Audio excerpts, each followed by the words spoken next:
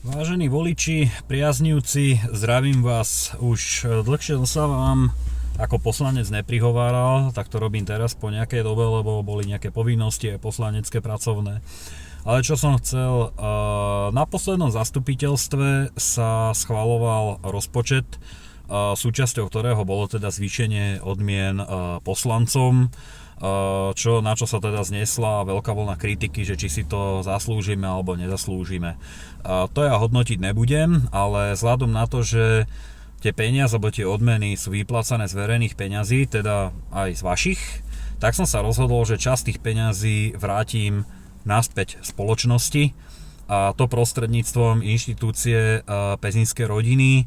Majú web pezinskerodiny.sk. Jedná sa o združenie, ktoré podporuje rodiny žijúce v Pezinku, ktoré sú naozaj v ťažkej situácii. Sú to naozaj silné príbehy. Rozprával som sa s pani, ktorá to teda koordinuje. A teda týmto by som chcel vyzvať aj ostatných poslancov alebo ľudí, ktorí na to majú, aby ste podporili vlastne tento program. Je to stránka pezinskerodiny.sk, kde viete poukázať hociakú čiastku. Ja som sa rozhodol, že časť z tej poslaneckej odmeny budem každý mesiac posielať na účet tejto inštitúcie. Môžete tam uviesť teda, že to chcete poskytnúť alebo darovať tieto peniaze, túto čiastku týmto rodinám.